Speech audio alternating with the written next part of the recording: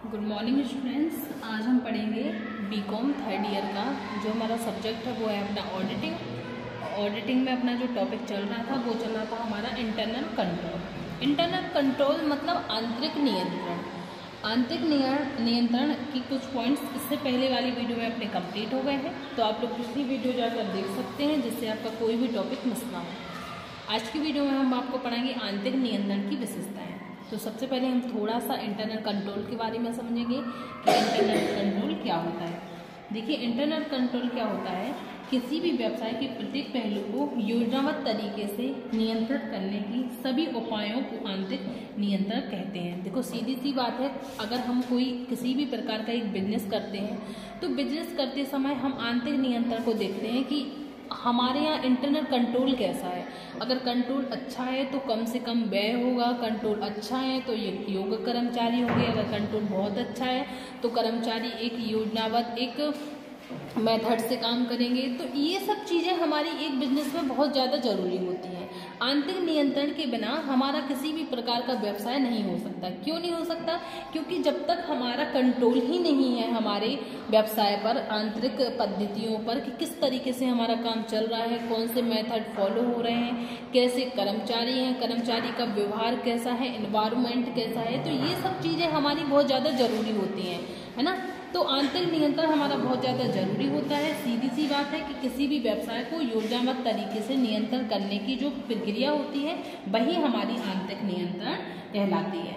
देखो, जैसे आंतरिक नियंत्रण की विशेषता है, तो आंतरिक नियंत्रण की पहली विशेषता है हमारी संस्था का नियोजन। संस्था का नियोजन मतलब प्लान करेंगे हम संस्था को कि किस तरीके से हम अपने संस्था में क्या क्या कर सकते हैं, क्या क्या चीज़ें हम इसमें ऐड करेंगे, या क्या क्या प्लान करके किस तरीके से हम अपना वर्क प्रोसेस बनाएंगे। तो ये भी हमारा बहुत ज़रूरी काम होता है कि संस्था का नियोजन कैसे करें, प्लान कैसे करें, अपने ग्रुप्स को कैसे बनाएं, कर्मचारियों को कैसे काम करवाएं। तो ये सब चीज़ें हमारी संस्था का नियोजन में आती हैं। जैसे आंतरिक नियंत्रण के लिए संस्था की उपयुक्त योजना एवं संरचना होनी चाहिए, क्रियात्मक उत्तरदायित्व का समुचित विभाजित होना चाहिए, संस्था के अधिकार अंतरण की व्यवस्था होनी चाहिए, संस्था में काम को ठीक तरीके से किया जाना चाहिए। ये सभी चीज़ें हमारी संस्था के नियोजन में आती हैं। दूसरा है हमारा सुदृढ़ व्यवहार एवं स्वस्थ परंपरा। सुदृढ़ व्यवहार मतलब क्या होता है? देखो, सबसे पहले तो हमारा जो नेचर है, एक नेचर हमारा, एक ऐसा व्यवहार हमारा ऐसा होना चाहिए कि उस चीज़ से कर्मचारी भी खुश रहें और हमारे यहाँ का जो एनवायरनमेंट है वो एक सही ढंग तरीके से बना रहे। अगर हमारे यहाँ स्वस्थ परंपरा यानी कि एनवायरनमेंट ही सही नहीं है तो काम करने से कोई भी मतलब नहीं निकलता है। जैसे देखो क्या होता है, अच्छे आंतरिक नियंत्रण के लिए संस्था में सुदृढ़ व्यवहार एवं परंपरा होनी चाहिए, महत्वपूर्ण क्रियात्मक लेखांकन के क्षेत्र में प्रभावपूर्ण एवं सक्षम आंतरिक नियंत्रण प्रणाली होनी चाहिए। सीधी सी बात है कि नेचर जो है हमारा सभी के प्रति समान होना चाहिए, वातावरण हमारा स्वच्छ होना चाहिए। इस चीज़ से हमारा आंतरिक नियंत्रण में प्रभाव पड़ता है। नेक्स्ट है हमारा योग्य कर्मचारी। योग्य कर्मचारी क्या होते हैं? देखो, जिस प्रकार के कर्मचारी, जिस प्रकार के एम्प्लॉयर को हमें नीड होती है, हम उसी प्रकार के एम्प्लॉयर को ढूंढते हैं। जैसे हम कह रहे हैं कि हमें किसी चीज़ के लिए एक बहुत अच्छा एम्प्लॉयर चाहिए या किसी चीज़ के लिए एम्प्लॉयर चाहिए, तो हम ऐसे एम्प्लॉयर को ढूंढेंगे ना जिसको वो उस तरीके का काम आता हो। हम किसी भी व्यक्ति को किसी भी काम के लिए नहीं कह सकते। अगर हमें अकाउंटिंग के लिए कोई एम्प्लॉयर चाहिए तो हम अकाउंटिंग को ही ढूंढेंगे, अगर हमें ऑडिटिंग के लिए कोई एम्प्लॉयर चाहिए तो ऑडिटिंग के लिए ही ढूंढेंगे, अगर हमें कोई कंप्यूटर वर्कर के लिए एम्प्लॉयर चाहिए तो हम कंप्यूटर वर्कर को ही ढूंढेंगे, है ना। तो योग्य कर्मचारियों का चयन करेंगे, हम उन कर्मचारियों को रखेंगे। फिर है हमारा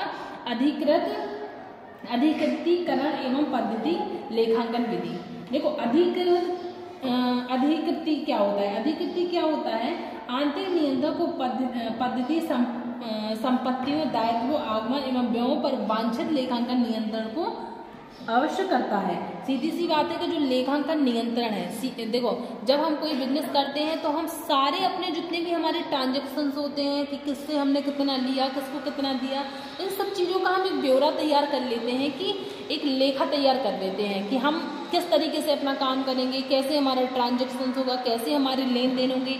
ये भी हमारे आंतरिक नियंत्रण में ही आता है ना। कहाँ हम कैसा व्यय कर रहे हैं, कहाँ हम इन्वेस्ट कर रहे हैं, तो ये सब चीज़ें भी हमारी आंतरिक नियंत्रण के अंतर्गत आती हैं। है ना। तो क्या है हमारा आंतरिक नियंत्रण की विशेषताएं हैं, एक बार और हम देख लेते हैं। सबसे पहली है संस्था का नियोजन, दूसरा है सुदृढ़ व्यवहार एवं स्वस्थ परंपरा, तीसरा हमारा योग्य कर्मचारी, चौथा है हमारा अधिकृतीकरण पद्धति एवं लेखांकन विधि।